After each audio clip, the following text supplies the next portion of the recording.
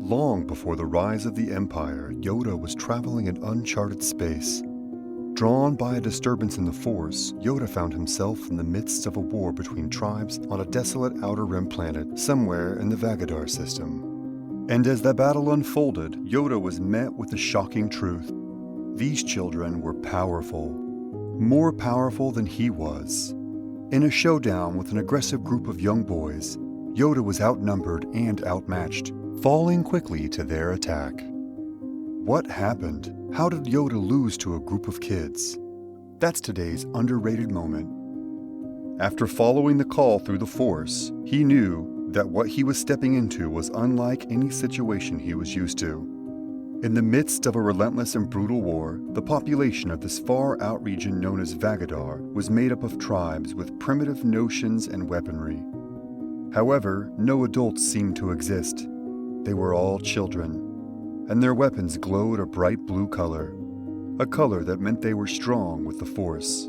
Clearly unsure of what the powers they were surrounded by actually were, all they knew was war. A war over the genesis of their Force powers, which came in the form of rocks and stones. It turned out that this planet was once supremely strong with the Force, known for its glowing blue mountains and rocks that somehow had the Force emanating through them. This set a war into motion, so brutal that only the children managed to survive, as their resourcefulness and speed enabled safety. And now Yoda, who stepped into the planet to find out what was going on in terms of a disturbance in the Force, was thrust into the middle of this conflict. He had ventured to the last remaining Force-sensitive mountain that a tribe known as the Rockhawkers controlled. They had become extremely powerful by extracting Force powers from the mountain and used them to keep the other tribe of children in a mudfield. The Rockhawkers saw any advance towards their horde of Force rocks, let alone the living mountain, as a threat of paramount importance. In an effort to keep the peace, Yoda stood before them with a native of the planet.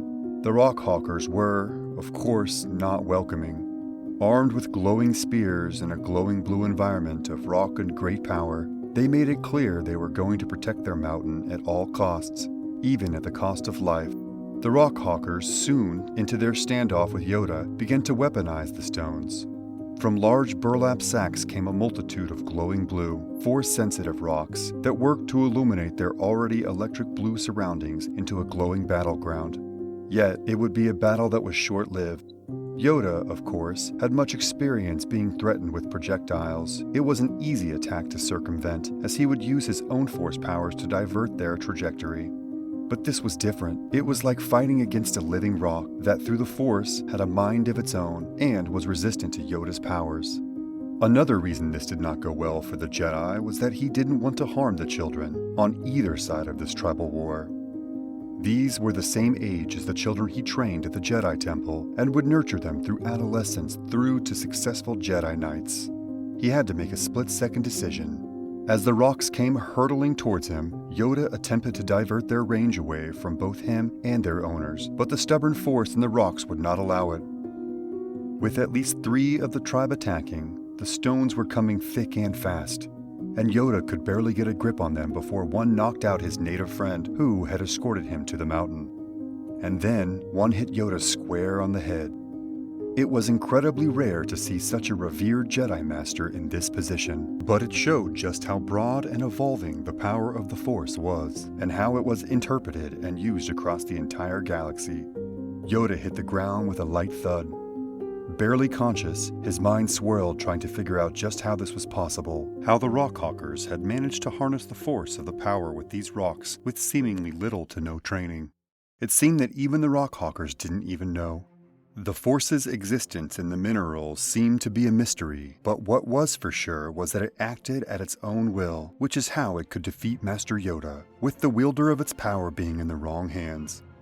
The two great Force powers acting against each other should have canceled each other out, yet with Yoda outnumbered, a mix of brute force, and the omnipotent power that meant the Jedi Master was always on his back foot, unable to fight back.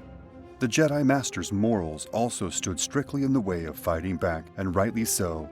He was just there to keep the peace. The Force flowed thick and fast through all parts of the galaxy. These changing times reinforced the fact that the Jedi needed a bigger presence within the Outer Rim territories, which would be an absolute necessity once war would eventually break out. Either way, Master Yoda was in for an education of his own the longer he stayed on the mysterious planet.